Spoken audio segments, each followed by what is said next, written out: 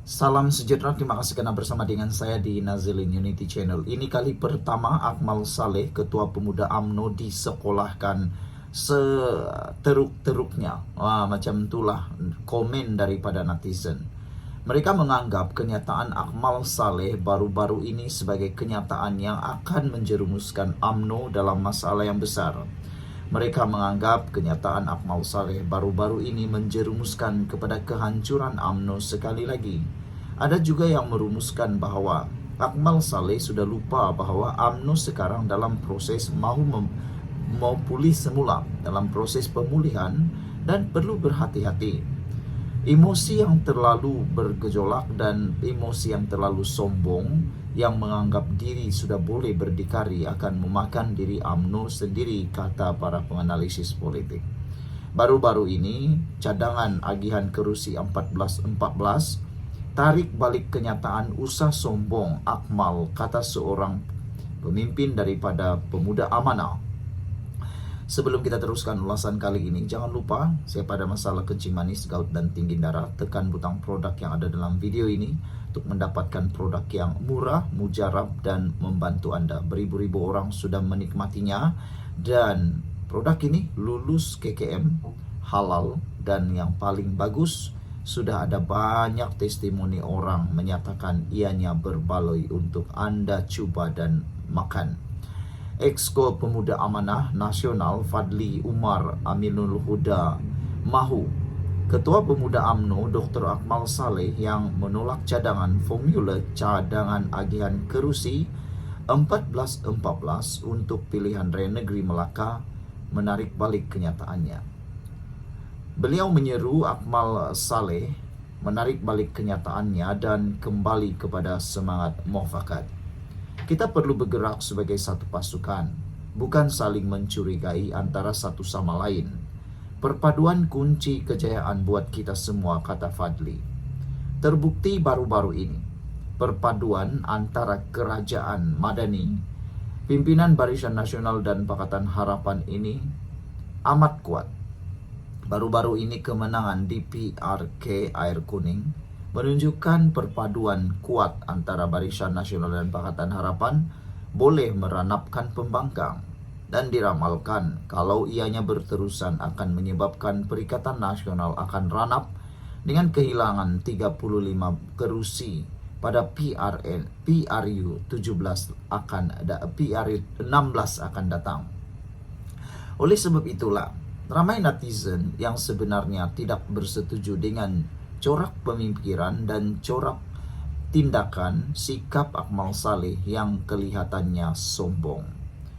Mereka bersetuju dengan cadangan dan gesaan Exco Pemuda Amanah Nasional supaya Akmal Saleh menarik balik kenyataan dan mengutamakan perpaduan tanpa ada satu perasaan saling mencurigai. Ini kerana kenyataan Akmal Saleh memperlihatkan sikap sombong pemimpin UMNO tersebut tanpa semangat pemufakatan yang menjadi asas kepada kerajaan perpaduan. Formula 1414 adalah satu cadangan adil yang mencerminkan semangat setia kawan serta kesamarataan antara parti-parti dalam kerajaan, terutamanya antara UMNO dan PH di negeri Melaka, katanya. Sebarang cubaan untuk mendominasi atau meminggirkan rakan kongsi bukan sahaja akan mencetuskan ketegangan dalaman, malah boleh menggugat kestabilan kerajaan yang sedang dibina bersama. Ada netizen yang kata, adakah dengan konflik Melaka ini akan menyebabkan perpecahan kerajaan persekutuan? Tiada yang mustahil dalam politik. Isu Formula 1414 ini timbul apabila DAP bahagian di Melaka sebulat suara meluluskan resolusi berkongsi kerusi di dalam pilihan raya negeri Melaka yang akan menjelang tiba tahun ini. Fadli turut mengingatkan Dr. Akmal bahawa BN memenangi pilihan raya kecil di Mahkota dan Air Kuning kerana sokongan undi penyokong Pakatan Harapan PH. Bahkan Dr. Akmal usah lupa bagaimana usaha dan kerjasama erat yang diberikan oleh rakan Pakatan Harapan dalam memenangkan calon-calon Barisan Nasional, khususnya dalam siri PRK Dewan Undangan Negeri Mahkota dan Dewan Undangan Negeri Air Kuning, yang mana jelas atas kertas menunjukkan undi teras Pakatan Harapan menyokong dan mengundi calon BN atas semangat perpaduan. Akmal turut diingatkan bahwa kerajaan persekutuan terbina di atas asas persefahaman bersama. Saya akhirnya mengingatkan bahwa kerajaan perpaduan ini terbina atas asas persefahaman, bukannya penguasaan sebelah pihak. Politik ego perlu dibuang dan saya menyeru semua parti dalam gabungan untuk terus memperkukuh agenda reformasi, memperjuangkan isu rakyat dan mengukuhkan kerjasama antara komponen. Pemuda bukan medan angku, sebaliknya ruang untuk membina negara dengan idealisme dan jiwa besar, katanya lagi. Sekian dulu untuk kali ini. Jangan lupa tinggalkan komen Anda, tekan butang subscribe. Bye-bye. Salam sejahtera. Terima kasih karena bersama dengan saya di Nazilin Unity Channel. Keputusan hari ini mengesahkan Anwar Ibrahim sah tidak dicabar dan sah sebagai Presiden PKR untuk penggal yang seterusnya apabila tiada pertandingan, tiada pencabar daripada mana-mana pihak. Apa yang berlaku menurut penganalisis politik ini menunjukkan kekuatan PKR makin hari makin kuat tanpa melalui drama demi drama seperti parti-parti politik yang lain. Parti PKR menunjukkan mereka makin matang dan hebat. Walaupun ada yang mengatakan bahwa adakah karena tiada calon-calon yang boleh menggantikan Anwar, perkara itu sebenarnya tidak tepat. Dalam PKR, ramai yang boleh menjadi tulang belakang pada masa akan datang, pemimpin masa depan PKR. Memandangkan hari ini disahkan 12 nama telah pun mencadangkan atau dicadangkan sebagai naib presiden parti PKR. Dengan bilangan yang ramai itu menunjukkan parti PKR tidak ketandusan pemimpin. Selain itu, telah diumumkan juga bahwa jawatan-jawatan besar utama dalam PKR telah diisi pencalonannya seramai 200 lebih orang.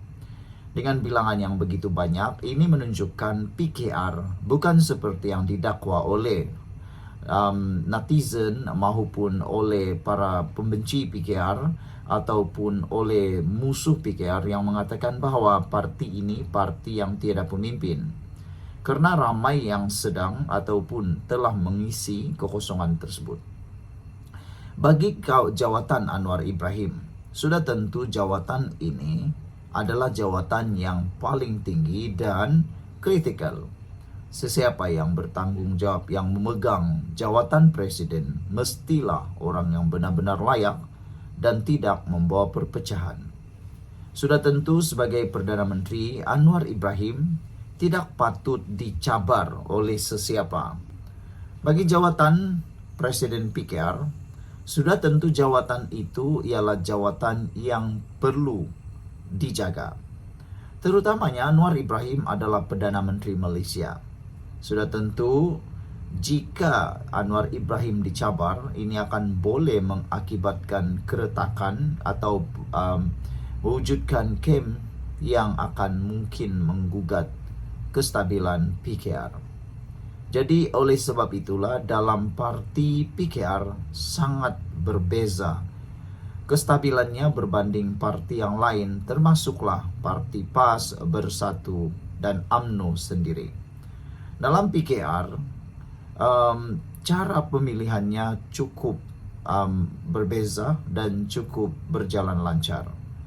Jadi dengan adanya kemenangan tanpa bertanding Anwar Ibrahim ini mengesahkan bahwa Anwar Ibrahim adalah pemimpin yang mempunyai sokongan penuh sebagai Perdana Menteri. Jadi ini mungkin akan menjadi berita yang tidak baik, berita buruk kepada musuh-musuh politik parti PKR, khususnya pembangkang seperti Bersatu, PAS, dan parti-parti yang lain. Karena kekuatan parti PKR yang menjadi semakin kukuh. Manakala pertembungan antara Rafizi dan Nurul Izzah Ibrahim dilihat sebagai pertembungan biasa. Seperti yang kita tahu, demokrasi ialah pemilihan secara telus dan tidak ada halangan. Bermakna sesiapapun yang mahu bertanding adalah wajar, tiada masalah. Meskipun itu anak kepada Anwar Ibrahim, rakan baik kepada Anwar Ibrahim, tetapi hak untuk bertanding terletak pada diri sendiri. Dan lebih penting lagi, kemenangan Nurul Izzah Ibrahim tiada kena mengena dengan Anwar Ibrahim, kerana kepimpinan Nurul Izzah Ibrahim terletak pada dirinya dan bukan kerana ayahnya. Sekian untuk kali ini. Jangan lupa tinggalkan komen Anda, tekan butang subscribe. Bye-bye.